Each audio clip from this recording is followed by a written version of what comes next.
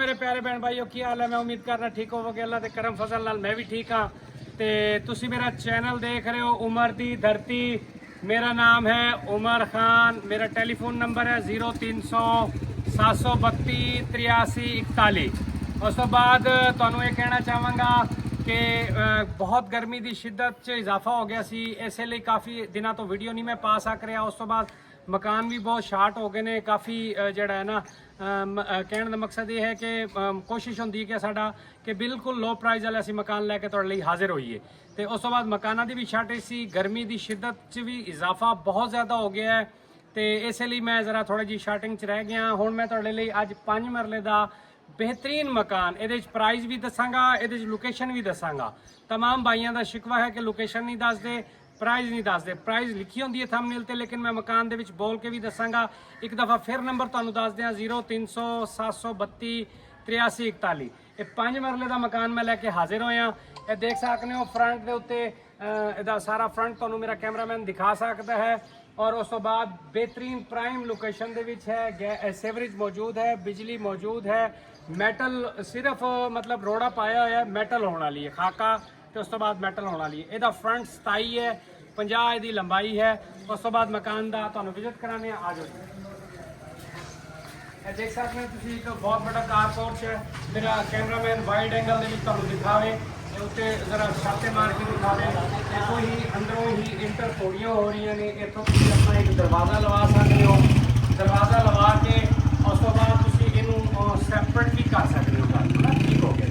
आ जाओ। उस तो बाद मैं एक दिखावांगा पौड़ियां के तले भी थोड़ी सी स्पेस बची हुई है। उस तो बाद एंट्री के विच ही गिराज के नाल अटैच ही इन्होंने वाशरूम दिता है।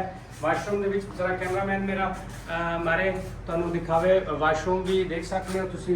लेंटर वाला घर है, साफ सुथरा घर है, अच्छा बनया हुआ है माशाअल्लाह। उस दे नाल ही अटैच ही बैठक दी हुई है। बैठक भी तुहानू दिखा देने हैं। बैठक देख सकते हो तुसी माशाअल्लाह खूबसूरत बनी हुई है। और इधर मतलब वेंटिलेशन का भी खास ख्याल रखा गया है। एक तो हवादार दरवाज़ा भी लगे हुआ है अलहदा। तो मतलब सैपरेट तुसी अगर कोई मेहमान साथी तुहाडा आ जाता है तो तुसी बाहरों अपने मेहमान को इत्थे बआसानी लैके आ सकते हो। उस तो बाद अंदर चल के तुहानू दिखाने फ्रंट मेन एंट्री बजदा लाइटा बाल फ्रंट एदा मतलब एंट्री वाला गेट हो गया। उस तो बाद एक बहुत बड़ा टीवी लॉन हो गया। टीवी लॉन के ही इन्होंने किचन एडजस्ट किया हुआ है। किचन की इतने सैटिंग हुई हुई है, यानी कि अमेरिकन किचन इनू कह लो। लेंटर भी तुहानू दिखा दिंदा मेरा कैमरामैन। तो लेंटर से भी जरा कैमरा घुमाते जाओ इस साइड से भी। तो उस तो बाद टीवी लॉन खत्म होते ही बहुत बड़े 2 हाल कमरे आ जाते हैं।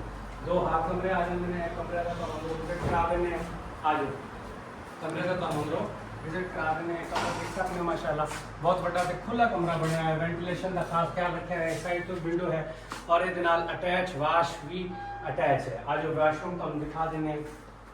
देख सकते हो तुसी अटैच वाशरूम भी मौजूद है। मेरा कैमरामैन तुहानू अगर दिखा सके तो कैमरे देख सकते हो बासानी तुसी।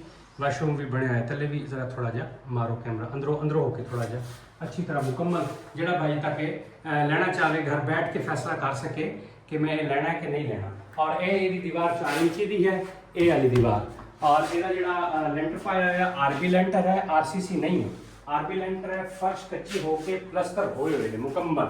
आ जाओ। उस तो बाद जनाब अल्लाह तुहानू खुश रखे। उस तो बाद दूसरा कमरा तुहानू दिखाने हैं। उस तो बाद दूसरा कमरा तुहानू दिखाने हैं। देख सकते हो इहदा भी फर्श कच्चे होके मुकम्मल हो चुके हैं। उस तो बाद लेंटर वाली छत तुसी देख सकते हो। लेंटर वाली छत है माशाअल्लाह। और आरबी लेंटर है, आरसीसी नहीं है, आरबी लेंटर पाया है। उस तो बाद पीछे काफ़ी स्पेस उन्होंने छड़ी हुई है। पूरा 5 मरले है, 270 फुट का मरला है। पूरा 5 मरले का मकान है और साफ सुथरा मकान बनया है, अच्छा बनया है।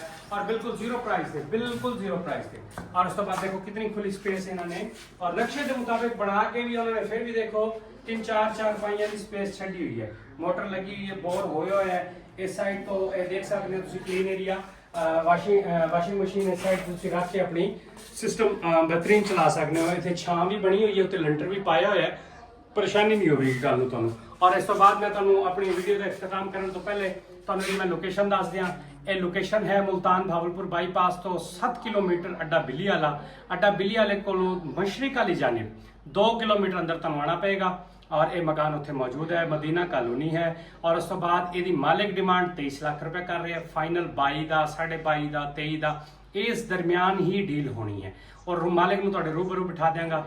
ਰਜਿਸਟਰੀ ਇੰਤਕਾਲ ਵਾਲੀ ਜਗ੍ਹਾ ਹੈ, ਮੌਕੇ ਤੇ ਕਬਜ਼ਾ ਹੈ, ਮੌਕੇ ਦੇ ਬਿਆਨ ਨੇ। ਜਦੋਂ ਤੁਸੀਂ ਜ਼ਿਹਨੀ ਤੌਰ ਤੇ ਮੁਤਮਈਨ ਹੋ ਜਾਓ ਉਸ ਟਾਈਮ ਪੈਸੇ ਦੇਣਾ। ਠੀਕ ਹੋ ਗਿਆ ਜੀ। ਮੈਂ ਤੁਹਾਡੇ ਲਈ ਦੁਆ ਕਰਾਂਗਾ, ਤੁਸੀਂ ਮੇਰੇ ਲਈ ਦੁਆ ਕਰਨਾ। ਠੀਕ ਹੋ ਗਿਆ ਜੀ। ਅੱਲਾਹ ਹਾਫਿਜ਼।